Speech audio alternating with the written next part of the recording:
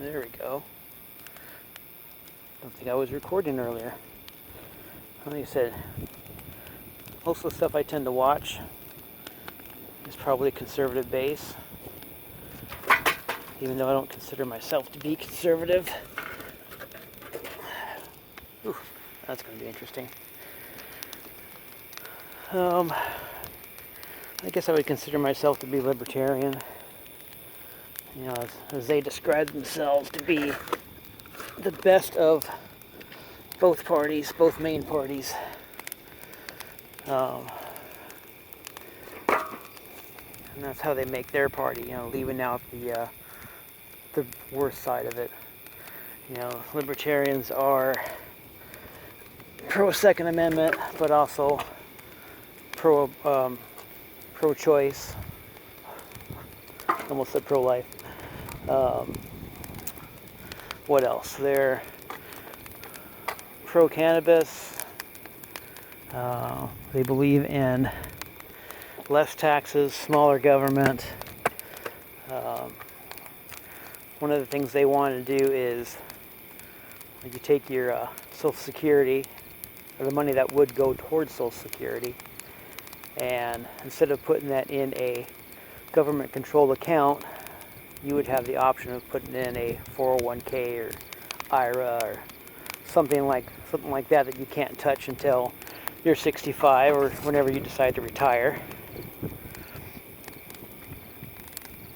Which I think is, you know, a lot of common sense, but because we're ruled by two main governing bodies, that's probably never going to happen.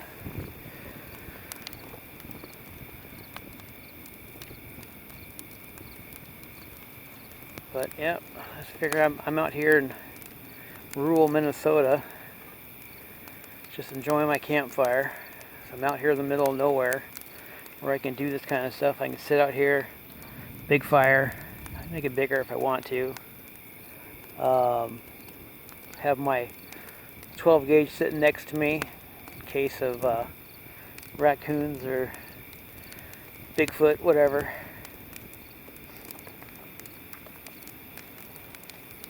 This is the freedom that I enjoy. As far as like the mandates, yeah, they have their regular mandates here, and it's kind of loosened up. They don't have the strict lockdowns like California does. There's no threats of yet of mandating the vaccine, but we've heard it's coming. Just because the powers that be aren't being challenged, and even if they are challenged, there's nothing they can really do about it. Protest, have your marches.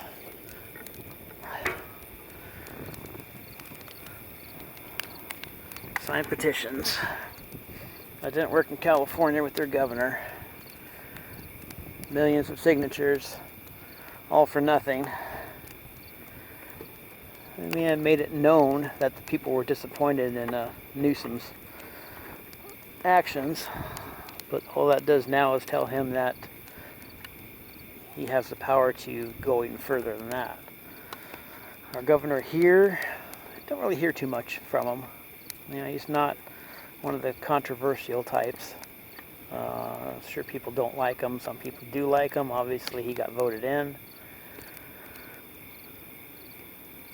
But that's coming up here, next year, 2022, governor race, senators, congress people, representatives, all that stuff's coming up. As long as I can keep doing this, you know, sit out here, enjoy my fire, talk freely, without worrying about the wrong people listening and redefining what I'm saying as something controversial, something white privilege, something racist. You know, I grew up in California. I'm not going to say I'm not racist because I have black friends. I do, but I grew up in California. The diversity was pretty heavy. I mean, there wasn't a lot of white people where I grew up. It was predominantly Hispanic, probably followed by Asian. Not as many white people as you would think. And, and black people too. I mean, had a mix of everything, Middle Eastern. So I grew up around a lot of different cultures. Didn't really see a difference,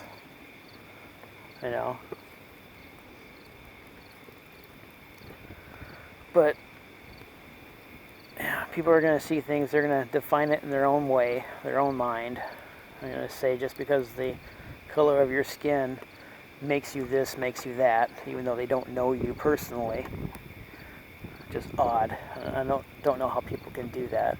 I can see judging somebody, maybe they dress funny, maybe they have wild hair, things of that nature. Those are more character issues.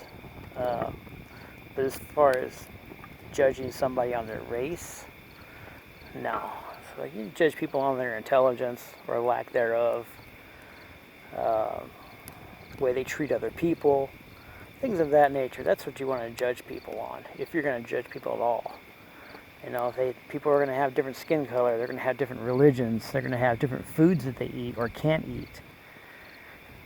That's just the way they were raised, and that's the way they lead their life. It doesn't affect anybody else. It's just the way they live their lives, and you should leave it alone like that. But that's not the world we live in right now. You wave an American flag, you're a white supremacist, you're a fascist, all these negative things. Being someone who's patriotic is labeled someone who's bad, someone who you don't want to associate with. The cancel culture, all the critical race theory, all these things that people. One side says we need to learn, we need to have it instilled in our children's minds. Other people will say no, it's ancient history. I mean, it's good to know what happened, but we should be dwelling on it. We shouldn't be paying for the mistakes of ancestors from hundreds of years ago, because we're not doing that now.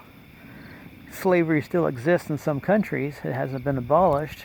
And if you want to protest slavery,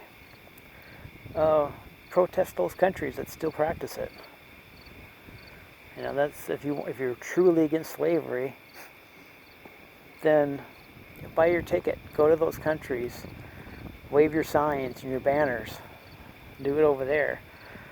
You probably won't have the same outcome that you have here, because they'll let you do it here. You go to those types of countries that are truly oppressed, well, they don't have the freedoms that we do. But, okay, that's going to be my rant. I'm going to put some more wood on the fire, do some more thinking, see if anybody picks up on this video and responds. Leave your comments. I'm not worried about likes or subscribes. I don't have any sponsors.